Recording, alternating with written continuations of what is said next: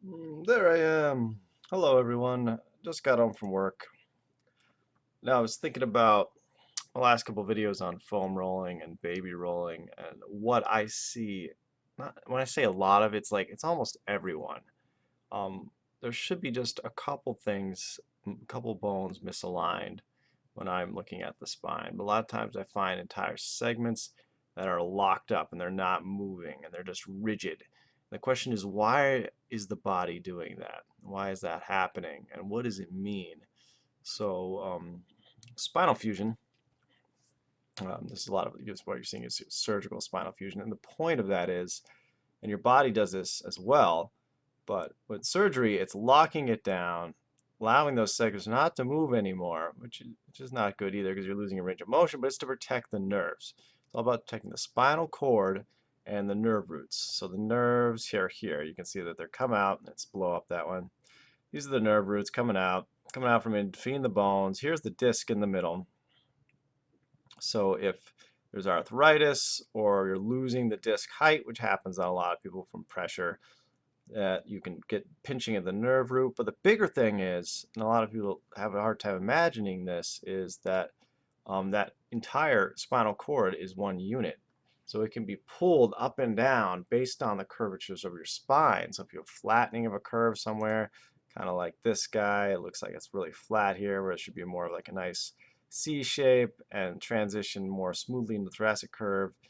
So it's been locked down, so it doesn't go any farther. This person would look a lot like that sway back posture. So they're getting that locked down to have so the stress isn't on that spinal cord.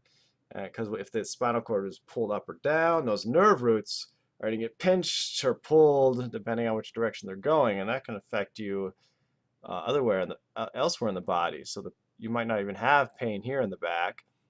It could be shooting down your leg, or you could have pain in the neck. So your body will do this through arthritis sometimes. So what it's trying to do is it's trying to kind of lock the segment down. So these are old ligaments that are trying to form together to stabilize this segment, lock it down. And even before we see arthritis, like maybe you're saying like, oh, I feel this is all rigid and locked up, nothing's moving, and you're like, oh, I get an X-ray, and nothing appears on that X-ray. You're like, Dr. Nate, you're crazy. There's no arthritis. Just because it's not on the X-ray yet doesn't mean it's not there. It doesn't mean that there's not that rigidity in the ligaments that's happening. Now, a lot of people have arthritis and they don't even know it. Some people don't have pain. So if you're having pain before it's actually showing up on an X-ray, that's good. It means you have a better chance of us helping you out, or you helping yourself out, which is more likely the truth. Because we're going to get to how to fix this here. And the problem is we can work on getting movement there, and we can work on loosening up the tight muscles. But if we're not fixing the muscle imbalance, the big thing is strengthening the weak muscle. Because with all these different posture patterns that we see, is that there's always a weak muscle involved, whether it's the abdominals or the gluteals. Something is involved where you're not be able to lengthen as you should be, and it's having improper curves that's causing entire segments of the spine to lock down. Why? To protect the nervous system. So when the muscles fail, the joints will harden and become rigid to make up for that. And that's what they're trying to protect your lifeline, which is your spinal cord. So if the spinal cord gets hit, that's when people start looking into surgery, lock it down further because the body's done all it can, and it's limited all its mobility. And a lot of people say like, well, I don't have any back pain. It's in my shoulder, or it's in my elbows, or my wrists, or my knees, or my hips, or my ankles. So what happens with rigidity of the spine, there's entire segments that are moving as one instead of individually. When I feel like I'll push on the spine, locked, maybe a little movement there, or I'll find one area is locked in the spine, and the other area has too much movement. Like sometimes the neck is like really increased, reverse curve, too much movement, hypermobile, and one area is locked down. So the body will do that to bring balance, bring what we call homeostasis. It has to stay balanced. So if you have, like with the knee, I'll see this a lot. If someone's ankle's really jammed up, the knee increases its motion. And it kind of works opposite. You notice one big joint to the next big joint. So if one's really stiff, the other one increases its motion. So if your spine's really stiff, your shoulders might get too loose in certain areas, you know, a lot of rotator cuff injuries, or might hit you in your elbows. So a lot of things come from central, the spine. So, and I'm going to make another video that's contrary to this, that talks about foot pain and knee pain and how to address those. Because yeah, if your ankle's bad and you're walking funny, that can throw off the rest of your structure. But usually I find it's the spine with most people. Work from the center out. So get the spine moving. If there's whole segments that aren't moving, it's stiff.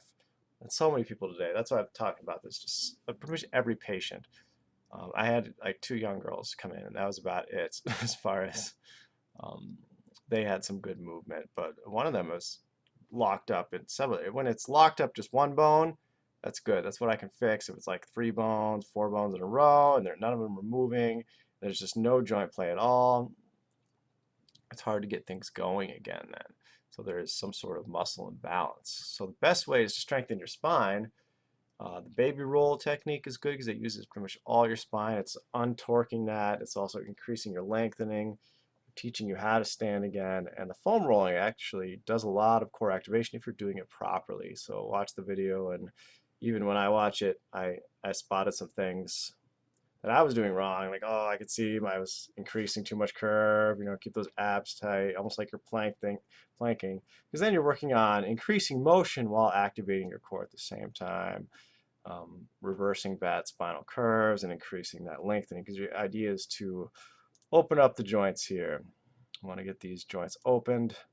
Here's a naturally occurring block. So that the body did this. It wasn't surgery. These are full segments that have just become fused. It might be from birth, and this might be dish, you know, which is from kind of like a diabetes thing, or sometimes rheumatoid arthritis can affect that.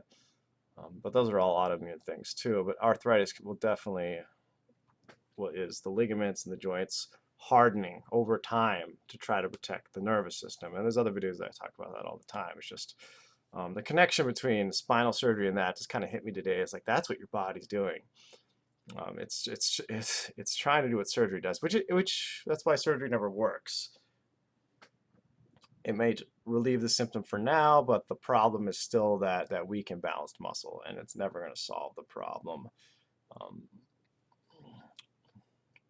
down the line. It's fixing a symptom now. It's like popping a pill.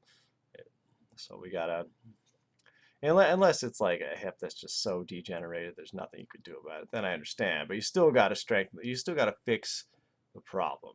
The joint could be just worthless, and I understand. I understand fixing that. I'm not saying that. That's okay. You can go in there and get the surgery for that, but it's best if you can avoid it for sure, which is bringing balance to the body. If you can't avoid surgery, I always say that it's good to. There you go. You don't want that done, right? You don't want to be open like that.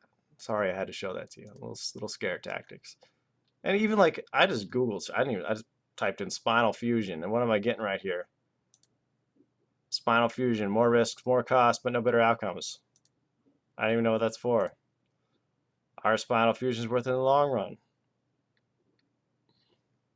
I don't even know what this is, but already like spinal fusion doesn't have a great history because you're not addressing the problem, which is muscle imbalance. So that's your physical therapy, and my videos talking just your daily life too, learning to work on the little things, you know, change the way you're lifting an object, try to go towards what's more uncomfortable for you, sit a different way, find a way, oh, that's tight to sit that way, maybe I'll try to sit this way, I'll cross my legs this way, or maybe I'll kneel. For me, that's one thing I've been trying to do, and I'll do another little video on what I do for my foot pain and my knee pain, because I have a lot of it. Well, I had a lot of it, much better, and I'll make that video because I got some ideas that I've accumulated over 7 years since my injury. So And stuff like that can definitely affect your spine too. And if you've had an injury, you have to work against it. The same goes for genetics. A lot of people are like, oh, well, my mom looked like that. Yeah, I know you got something to fight against. We all got something to fight against.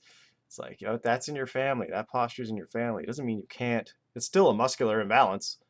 It's your body wants to go that way because just how you're structurally built, or maybe a little too much curve in your thoracic spine. It still means you can strengthen because gravity's gonna be working against you then. So you got to be extra, extra vigilant to fight against that.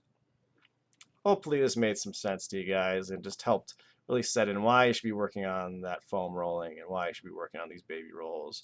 And that's just to get you really moving so you can go work on a walk. The walks are one of my favorite things to do. I should probably go for a walk right now because it helps mobilize everything, gets things moving again. When you've been doing a certain task, repetitive task, a certain way all day, like me, you create strengths in certain areas of the body, which create weaknesses in others. So a lot of people say that oh man, I'm on my feet all day. I mean, I feel like I'm exercising. I say I exercise. I know I need, or they say I know I need to exercise, and I try to get them away from that thinking and get them towards thinking like, what do I need to work on? What is my weakness? That's the big question. Where am I weak? So when you're standing, quality over quantity. Find what's tough for you to do. What do you gravitate towards naturally, and you'll catch yourself falling into that posture all the time, and that's when you need to correct, and you'll figure out which muscles are weak, and then you'll figure out the right exercises to correct those, and that helps you avoid that. That's no fun. That's not what we want, and that leads to more trouble down the line. All right, guys, that's all. Questions, comments? I'm gonna go save my dog. She's just on a leash. She's fine.